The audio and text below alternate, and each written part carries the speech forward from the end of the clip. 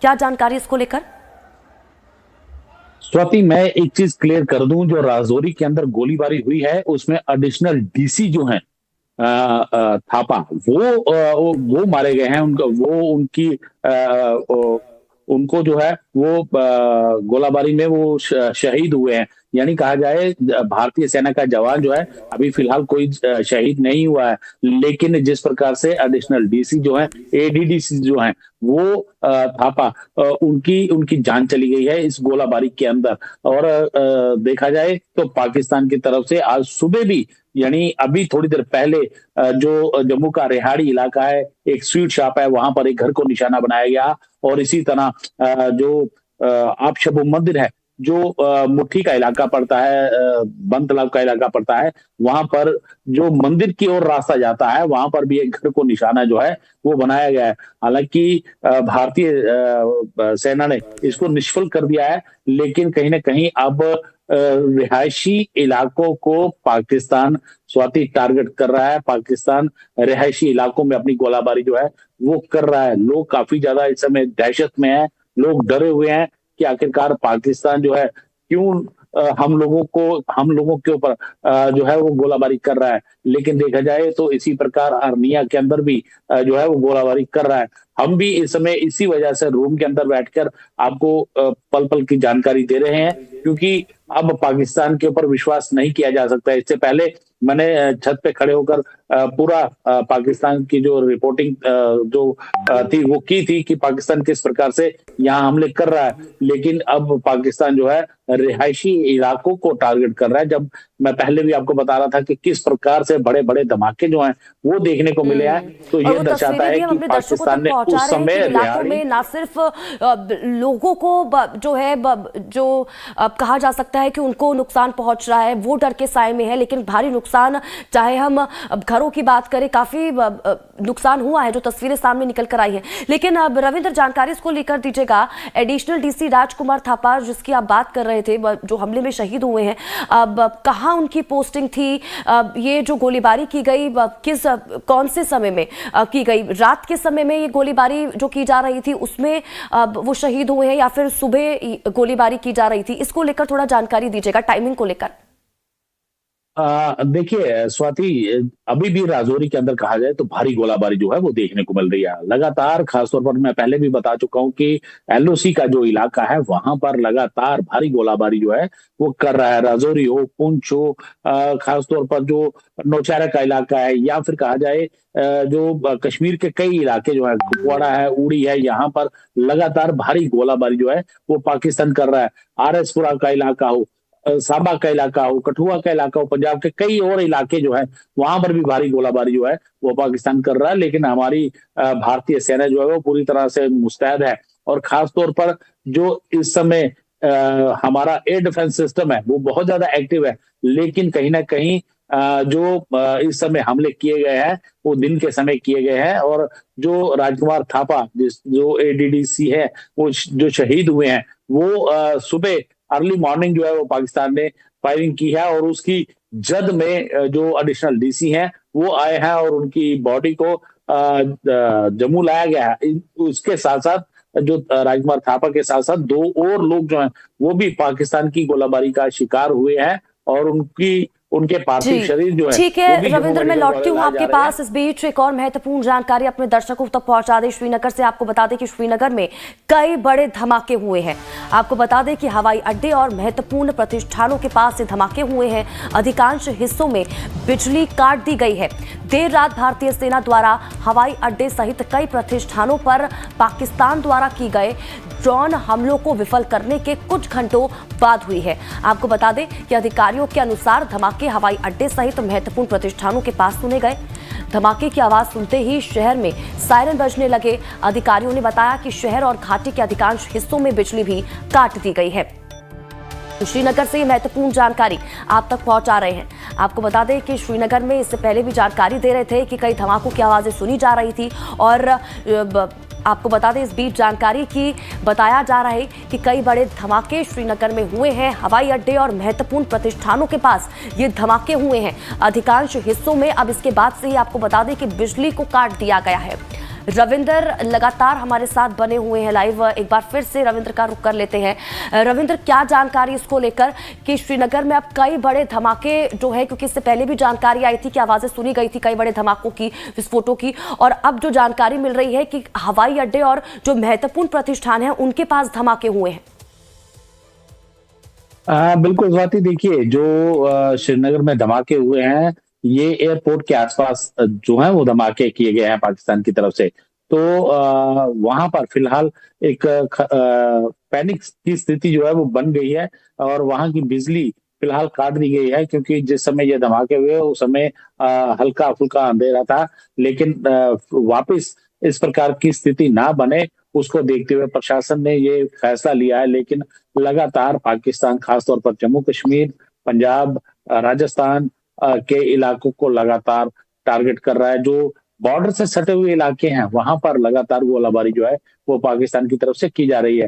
हालांकि आज सुबह जिस प्रकार से हमले किए गए हैं जम्मू शहर के अंदर, जो आप शंभू मंदिर है रूपनगर के इलाके में पड़ता है, वहां पर भी गोलाबारी जो है वो की गई है। हो सकता है ये अच्छा रविंद्र, इसको लेकर भी जानकारी दीजिएगा, क्योंकि श्रीनगर में जहां जहां पर ये धमाके हुए हैं, ये बताया जा रहा है कि इन धमाकों के बाद से ही जो है अधिकांश जो ज्यादातर हिस्से हैं उन वहां पर बिजली को काट दिया गया है।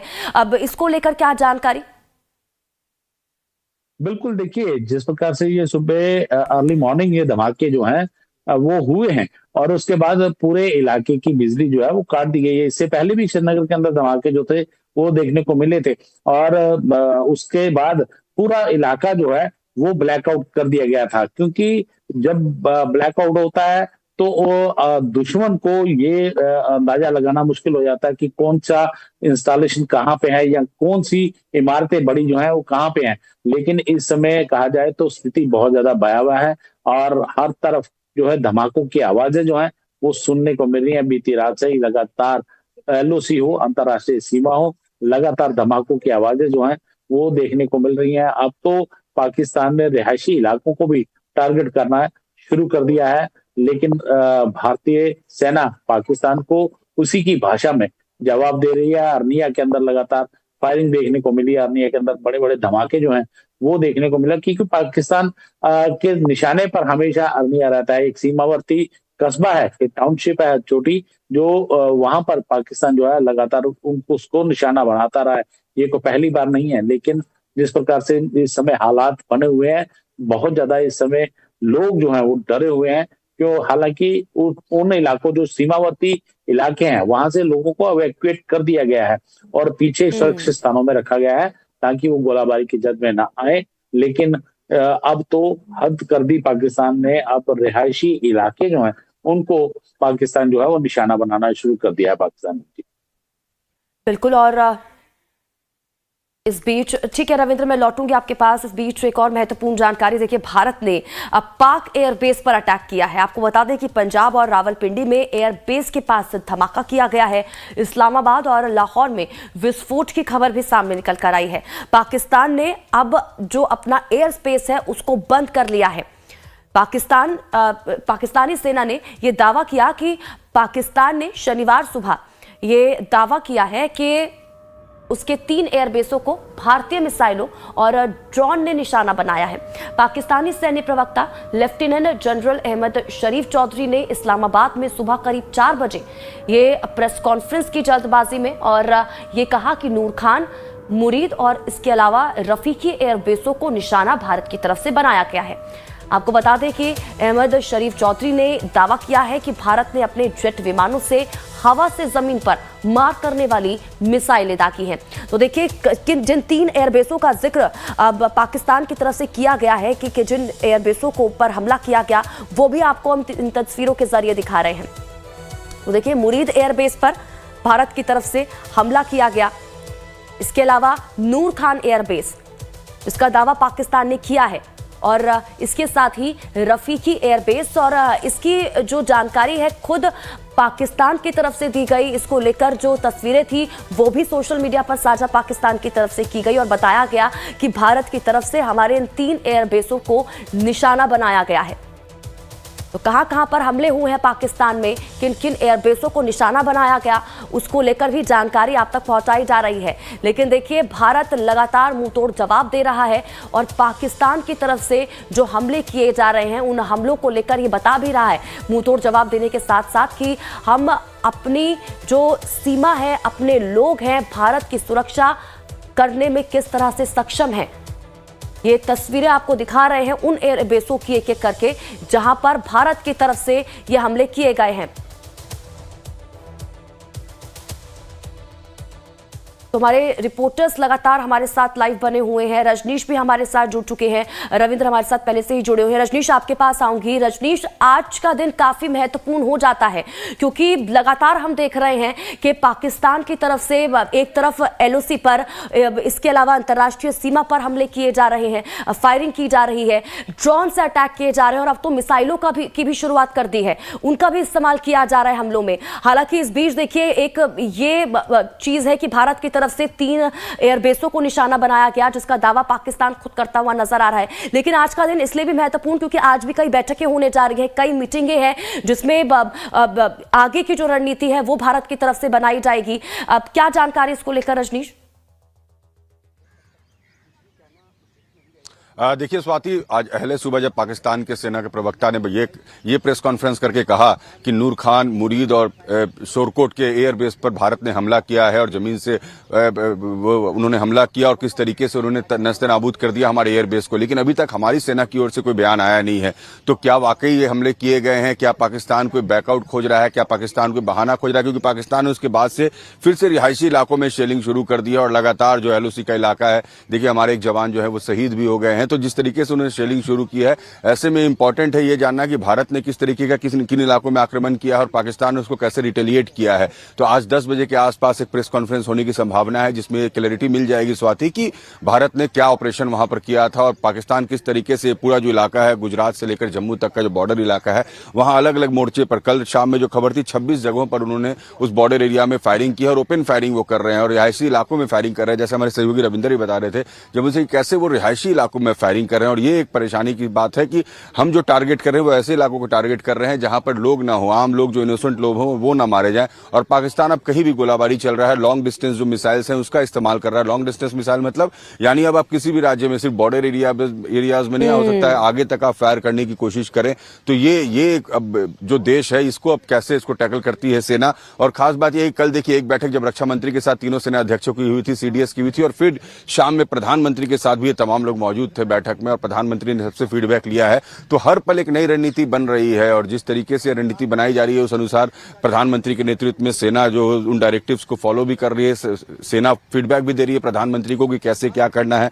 और वो लगातार मंथन का दौर चल रहा है। एनए से जो है अजीत डोभाल वो मौजूद थे, प्रधानमंत्री थे, रक्षा मंत्री थे, तीनों सेना अध्यक्ष थे। तो तमाम लोगों के बीच में लगातार मंथन चल रहा है कि ये सब कुछ जो हो रहा है इसमें कैसे भारत को कैसे सिचुएशन को टैकल करना है। क्योंकि देखिए पाकिस्तान को जवाब भी देना है और साथ में दुनिया में जो एक इमेज है वो बना के रखनी है कि हमने किसी इनोसेंट को, हमने आम लोगों को टारगेट नहीं किया है, पाकिस्तान ये कर रहा है। और G7 जो देशों का समूह है जिसमें कि जापान भी है, अमेरिका भी है, यूरोपियन यूनियन भी है और कहीं ना कहीं ये भी बताने की कोशिश की जाएगी रजनीश कि देखिए हर बार जो पाकिस्तान है उसकी तरफ से पहले कोशिश की जाती है, उकसावे की कोशिश की जाती है क्योंकि दावा को तो ये भी किया जा रहा है कि भारत की तरफ से कई मिसाइलों का इस्तेमाल पाकिस्तान के ऊपर किया गया है। तो कहीं ना कहीं आज जिस तरह से आप जानकारी दे रहे हैं कि प्रेस ब्रीफिंग होगी अब तो ये भी कहीं ना कहीं साफ हो जाएगा। इसमें बताया ये भी जाएगा कि देखिए पहले पाकिस्तान की तरफ से अब मिसाइल के हमले की शुरुआत की गई, उसके बाद भारत की तरफ से ये कदम उठाया गया। अगर मिसाइल अटैक किया भी गया है पाकिस्तान के ऊपर भारत की तरफ से तो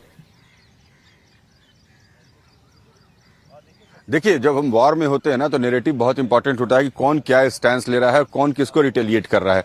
तो अब ये डिपेंड करेगा कि ये जो परिस्थिति बनी है इसमें कौन कैसे रिएक्ट किया। क्या पाकिस्तान ने जो हमला किया भारत ने उसका जवाब दिया। और जैसे मैं आपको बता रहा था स्वाति की जो G7 देशों का समूह है, जो महत्वपूर्ण समूह दुनिया में माना जाता है, उन लोगों ने भारत और पाकिस्तान को संयम बरतने की अपील की है। वो बार बार कर रहे हैं कि आप लोग वार्ता कीजिए, संयम बरतिए, क्योंकि सभी को पता है कि ये न्यूक्लियर पावर्स हैं और इस बात का डर उन लोगों में बना हुआ है कि जैसे जैसे एस्केलेट करेगा वॉर परेशानियां बढ़ सकती हैं। अमेरिका के राष्ट्रपति ने भी कल अमेरिका के वहां पर रक्षा सचिव की तरफ से, विदेश सचिव की तरफ से भी जो बयान आया था उसमें कहा गया था कि प्रेसिडेंट ये चाहते हैं कि दोनों देश आपस में बातचीत करें और स्केलेट ना हो, डी स्केलेट हो। ये जो परिस्थितियां लगातार बिगड़ते चली जा रही हैं, हर दिन पाकिस्तान जिस तरीके से हमले कर रहा है, हमने आतंकियों के बेस पर हमले किए, उसने ओपन फायरिंग शुरू कर दी, हमारे इनोसेंट लोगों की जान जाने लगी और अब वो रिहायशी इलाकों को निशाना बना रहा है और अब भी हम उनके रिहायशी इलाकों को निशाना नहीं बना रहे, हम सिर्फ उनके हमले का जवाब दे रहे हैं। तो ये जो पूरी दुनिया में पोस्चरिंग हुई है, ये पूरी दुनिया को समझ में आ रहा है कि पाकिस्तान कैसे रिएक्ट कर रहा है और हमारा एक्शन क्या रहा है। तो अब G7 देश के समूह जो है वो अलग से बोल रहे हैं, जो अलग अलग देश के कई रक्षा सचिव और विदेश सचिव और रक्षा मंत्री और विदेश मंत्री की भी आपस में बातचीत हुई है और वो लोग भी लगातार इस पूरे युद्ध पर नजर बना के रखे हुए। तो भारत और पाकिस्तान के बीच जो संघर्ष की स्थिति बनी है स्वाति, इसमें अब अलग अलग देश जो है वो पेशेंस रखने की बात कर रहे हैं, लेकिन पाकिस्तान जो एक्शन कर रहा है उस पर भारत को रिएक्ट करना ही पड़ेगा, क्योंकि आप जिस तरीके से वो इनोसेंट लोगों की जान ले रहा है। हमारे एक जवान जो आज सुबह शहीद हो गए, ADC जो शहीद हुए, आप सोचिए इस तरीके से अगर लोगों की जान जाने लगेगी और रिहायशी इलाकों को निशाना बनाया जाएगा तो ये तो एक परेशानी का सबब है और भारत इसका मुंहतोड़ जवाब दे रहा है और देता भी रहेगा। जी ठीक है रजनीश, जरा इसको लेकर भी जानकारी दीजिएगा, क्योंकि पाकिस्तान की तरफ से जो हमला किया गया भारत के ऊपर, उसके बाद क्या भारत की तरफ से कदम उठाया गया कि उसके 3 एयरबेसों को निशाना बनाया गया, जिस तरह का दावा पाकिस्तान की तरफ से किया गया है? देखिए, ये आज जो सेना का प्रेस कॉन्फ्रेंस होगा या जो भी press briefing ministry of external affairs की तरफ से किया जाएगा, उसमें ये क्लैरिटी मिलेगी कि क्या भारत ने रिटेलिएटरी एक्ट किया है, पाकिस्तान ने रिटेलिएटरी एक्ट किया है, किसने क्या किया है। और खास बात यह है कि अगर जिस तरीके से हम एयर बेस पर या उनके जो टेररिस्ट बेस कैंप रहे हैं उसको ही निशाना बना रहे हैं, हमने किसी रिहायशी इलाके को निशाना नहीं बनाया है। और ये जो निशाना बना रहे हैं वो रिहायशी इलाकों को बना रहे हैं। सबसे बड़ी बात है कि इन्होंने रिलीजियस प्लेसेस को निशाना बनाना शुरू कर दिया। कल MEA की प्रेस कॉन्फ्रेंस में इस बात का जिक्र हुआ कि उन्होंने गुरुद्वारे पर हमले किए, उन्होंने चर्च पे हमले किए, उन्होंने आज सुबह मंदिर पर हमला किया। तो ये जो रिलीजियस प्लेस को वो निशाना बनाना चाह रहे हैं, तो ये कौन सा परसेप्शन वो बनाना चाह रहे हैं। और उसके बाद उनकी तरफ से ये बयान आता है कि नहीं, भारत की ओर से ही की गई गोलीबारी का नतीजा है। तो ये जो एक दूसरी तरीके से जो धार्मिक स्तर पर पाकिस्तान हमेशा एक लड़ाई लड़ता रहा है भारत के साथ, वो फिर से उसी कोशिश में जुटा हुआ है कि रिलीजियस प्लेसेस को निशाना बनाया जाए, इनके यहाँ इंटरनल कन्फ्लिक्ट बढ़े, इनके यहाँ इंटरनल वॉर हो, इनके यहाँ एक सिविल जो वो डिस्पैरिटी होती है वो बढ़े। ये इस चक्कर में पाकिस्तान लगा हुआ है, क्योंकि उसे पता है कि वो सीमा पर भारत के साथ बहुत देर नहीं टिक सकता और बहुत लंबा नहीं टिक सकता है। तो भारत को अंदर कैसे परेशान किया जाए, इसलिए उसने रिलीजियस प्लेसेस को निशाना बनाना शुरू किया है। और ये स्वाति परेशानी का सबब इसलिए है क्योंकि भारत के अंदर जो लोग हैं उनको अब एकजुट रहना होगा। परेशानी जरूर है, क्योंकि वो तस्वीरें भी हम देख रहे थे कि किस तरह से उन इलाकों में लोग परेशान हो रहे हैं, किस तरह से डरे सहमे हुए हैं। रजनीश का एक बार, रजनीश लगातार उनसे हम बात कर रहे थे, लेकिन रविंद्र का रुख कर लेते हैं एक बार फिर से। रविंद्र, देखिए, इसी को लेकर हम बात कर रहे थे जिसका जिक्र रजनीश भी कर रहे हैं, क्योंकि अब पाकिस्तान की तरफ से LOC पर के पास जो रिहायशी इलाके हैं वहां पर अटैक करना शुरू कर दिया। और तस्वीरें भी हम देख रहे हैं कि किस तरह से जब विस्फोट वहां पर हो रहे हैं और अटैक किया जा रहा है तो लोग किस तरह से डरे सहमे नजर आ रहे हैं, अब घरों से बाहर निकल रहे हैं, लेकिन वहां पर सायरन भी बजाए जा रहे हैं ताकि लोगों को सतर्क रखा जा सके, लोग अपनी सुरक्षा कर सके। लेकिन अब और आगे क्या कुछ प्रयास अब वहां पर किए जा रहे हैं प्रशासन की तरफ से भी, ताकि लोग सुरक्षित रह सके? देखिए स्वाति, पाकिस्तान ने पहली बार नहीं, जब भारत ने ऑपरेशन सिंदूर चलाया और उसके बाद पाकिस्तान बहुत ज्यादा बौखला गया और उसने खासतौर पर जो पुंछ का इलाका है वहां पर रिहायशी इलाकों में भारी गोलाबारी शुरू कर दी, जिसकी एवज में जो 15 से 16 लोग जो हैं उनकी मौत हुई। 42 लोग जो हैं खाली पुंछ के अंदर ही जख्मी हुए। और इसी प्रकार उड़ी के अंदर जो इस्लामाबाद का इलाका है वहां पर भी भारी गोलाबारी जो है पाकिस्तान की तरफ से की गई। अब उसके बाद से लगातार ड्रोन हमले जो है वो इस समय पाकिस्तान कर रहा है, जिसकी जवाबी कार्रवाई की जा रही है। लेकिन जो सीमावर्ती गांव के लोग हैं, खासतौर पर जो LOC से सटे हुए या अंतर्राष्ट्रीय सीमा से सटे हुए लोग हैं, उनको वहां से निकाल लिया गया है, उनको राहत शिविर कैंपों में रखा गया है, और ताकि उनकी जान को बचाया जा सके। और उनके लिए प्रशासन पूरी तरह से अपनी ओर से हर संभव मदद जो है वो कर रहा है।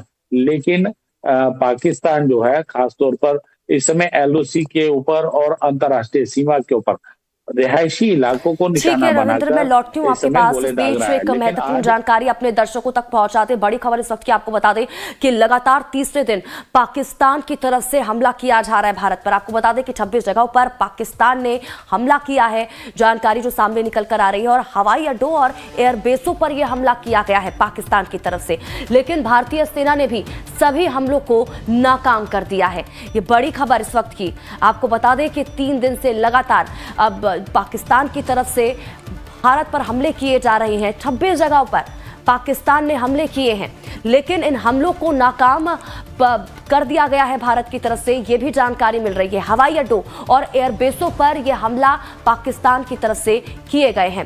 तो 26 जगह जहां पर पाकिस्तान ने हमले किए हैं, हवाई अड्डों और एयरबेसों, और कई और भी जगह हैं जिनकी तस्वीरें भी हम आपको दिखा रहे हैं, जहां पर काफ़ी नुकसान लोगों को हुआ है, उनके घरों को पहुंचा है, कई लोग घायल हुए हैं। लेकिन इस बीच भारत भी लगातार देखिए मुंह तोड़ जवाब देता हुआ नजर आ रहा है पाकिस्तान को। और इस बीच अब कहां पर हमला किया गया है, इसको लेकर भी जानकारी आप तक पहुंचा देते हैं। देखिए 26 जगह जिनकी हम बात कर रहे हैं, अब वो जगह कौन कौन सी हैं अब ये भी जानिए। तो बारामूला, इसके अलावा आपको बता दें कि श्रीनगर, अवंतीपुरा, इस नगरोटा, जम्मू, फिरोजपुर, पठानकोट, ये वो तमाम जगह हैं जहां पर हमला किया गया है। इसके अलावा फजिल्का, लालगढ़, जट्टा, कुआरबेट, लखीनाला, कंधान, उरी, पुंछ, मेंढर, राजौरी, उधमपुर, अकूर, इसके अलावा देखिए जैसलमेर, बाड़मेर और भुज, ये तमाम वो शहर जहां पर हमला पाकिस्तान की तरफ से किया गया, लेकिन उन हमलों का मुंह तोड़ जवाब भारत की तरफ से दिया गया, तमाम हमलों को नाकाम कर दिया गया। इस बीच एक महत्वपूर्ण जानकारी और अपने दर्शकों तक पहुंचा दें। आपको बता दें कि एडीडीसी, एडिशनल डीसी की मौत पर सीएम उमर अब्दुल्ला की तरफ से पोस्ट किया गया है। आपको बता दें कि जम्मू में हमने अपने एक अधिकारी को खो दिया। इस पोस्ट में उन्होंने ये लिखा है, कल ही ऑनलाइन मीटिंग में वो साथ थे, ये भी उन्होंने कहा। इस भयानक दुख को व्यक्त करने के लिए शब्द नहीं है। जो सोशल मीडिया प्लेटफॉर्म पर पोस्ट किया गया, जम्मू कश्मीर के सीएम उमर अब्दुल्ला की तरफ से वो पोस्ट आपको दिखा रहे हैं। उन्होंने इस पोस्ट में लिखा कि राजौरी से दुखद खबर, हमने जम्मू कश्मीर प्रशासन सेवा के एक समर्पित अधिकारी को खो दिया है। कल ही वो डिप्टी सीएम के साथ जिले में घूम रहे थे और मैंने जिस ऑनलाइन मीटिंग की अध्यक्षता की थी उसमें भी शामिल हुए थे। उन्होंने कहा कि इस भयानक दुख को व्यक्त करने के लिए शब्द नहीं है। कल ही ऑनलाइन मीटिंग हुई थी उनके साथ। जम्मू में हमने अपने एक अधिकारी को खो दिया है, इसका जिक्र वो करते हुए नजर आए।